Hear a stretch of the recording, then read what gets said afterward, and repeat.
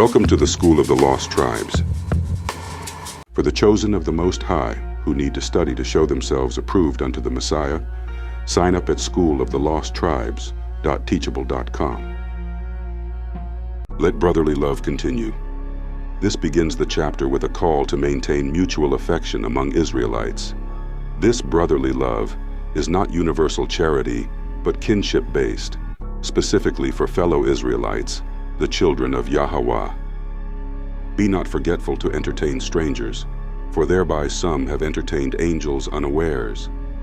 The strangers are fellow Israelites who may be unknown due to dispersion. The reminder is to show hospitality, for as in the case of Abraham, righteous actions can host messengers of Yahweh unawares. Remember them that are in bonds, as bound with them, and them which suffer adversity, as being yourselves also in the body. This verse promotes unity and shared suffering. Israelites in captivity or persecution should be remembered as one body, the nation of Israel, sharing in both the covenant and affliction. Marriage is honorable in all, and the bed undefiled, but whoremongers and adulterers Yahweh will judge. A defense of pure, lawful marriage within Israel. It condemns sexual immorality, which plagued both ancient and scattered Israel, warning that Yahweh judges such behavior. Let your conversation be without covetousness, and be content with such things as ye have, for he hath said, I will never leave thee, nor forsake thee. This verse teaches the Israelites to avoid envy and material obsession, encouraging contentment. The promise from Yahweh is to never abandon his people, even when scattered, so that we may boldly say, Yahweh is my helper, and I will not fear what man shall do unto me. Confidence in Yahweh's protection is central. For Israelites enduring captivity, this is reassurance against the fear of men and governments. Remember them which have the rule over you, who have spoken unto you the word of Yahweh, whose faith follow, considering the end of their conversation. This verse honors spiritual leaders among Israel who taught righteousness. Their faith and conduct serve as a model, rooted in the heritage of Torah and the testimony of Yahweh. Yahweh Shai the same yesterday, and today, and forever.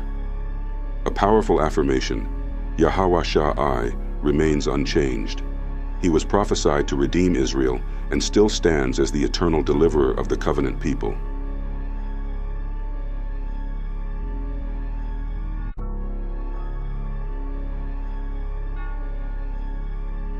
Be not carried about with divers and strange doctrines, for it is a good thing that the heart be established with grace, not with meats, which have not profited them that have been occupied therein.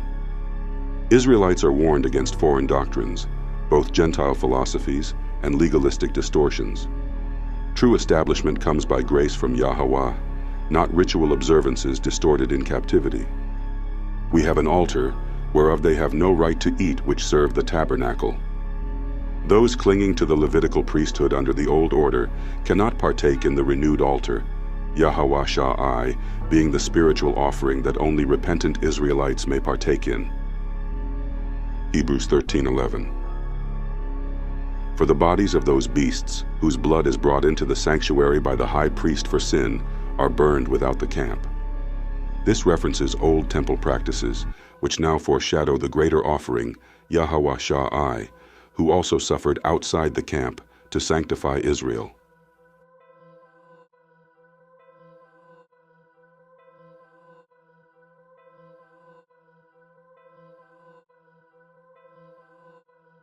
Hebrews 13:12. Wherefore Yahweh Shai also, that he might sanctify the people with his own blood, suffered without the gate. The blood of Yahweh Shai sanctifies the people, meaning the nation of Israel, not all mankind. His suffering outside Jerusalem mirrors the rejected status of scattered Israel.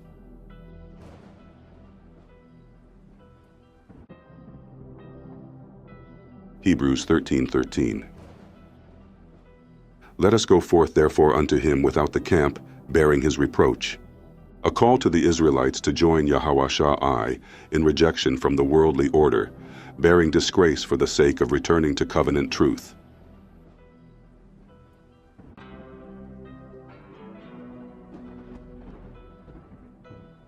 Hebrews 13:14. For here have we no continuing city, but we seek one to come. This speaks to the scattered state of Israel. They have no lasting dominion or homeland in this age, but they await the promised regathering and kingdom.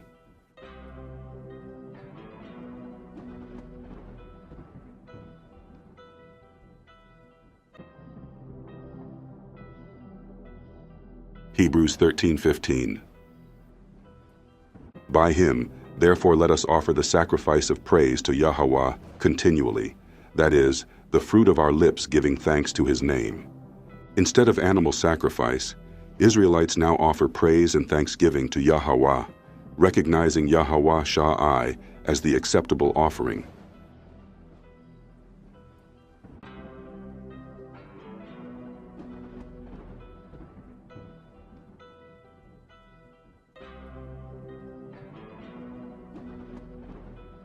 Hebrews 13:16.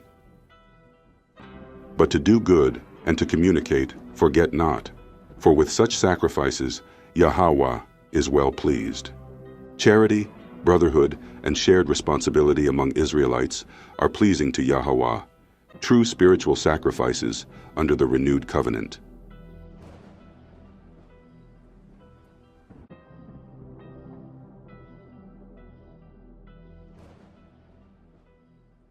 Hebrews 13:17.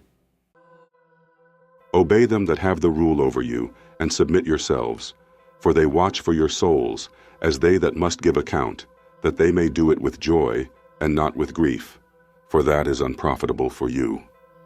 The Israelite leaders who teach righteousness are to be heeded, as they are guardians of the nation's soul, especially during the exile.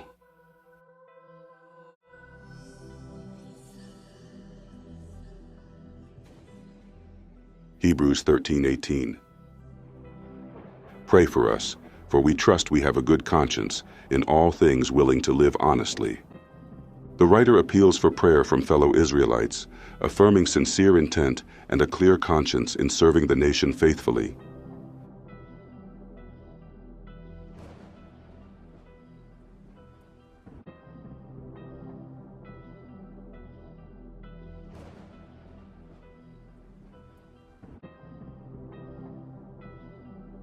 Hebrews 13:19.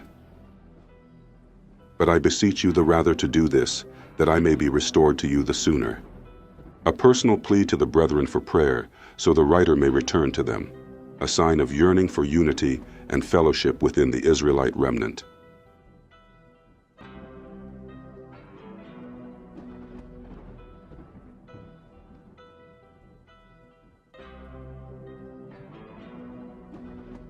Hebrews 13:20.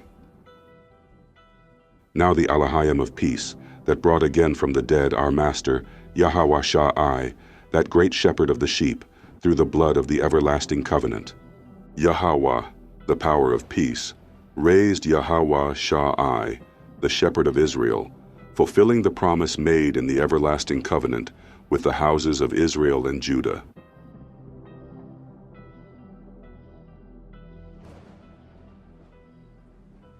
Hebrews 13:21.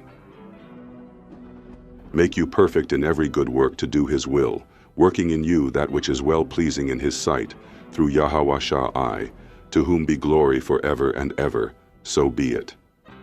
This is a prayer for the perfection of the Israelite believers, to be made ready to perform Yahweh's will through the spirit and example of Yahweh Sha'ai.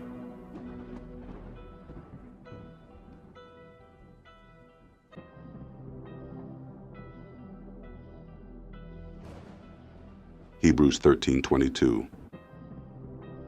And I beseech you, brethren, suffer the word of exhortation, for I have written a letter unto you in few words, a humble reminder to accept correction and counsel. This letter is brief but weighty, written to Israelites scattered yet still under the covenant.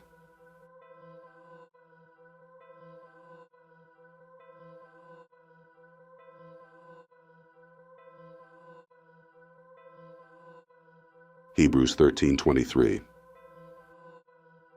Know ye that our brother Timothy is set at liberty, with whom, if he come shortly, I will see you. The release of Timothy, another teacher of the dispersed Israelites, is mentioned, showing the network of laborers in the awakening of Israel.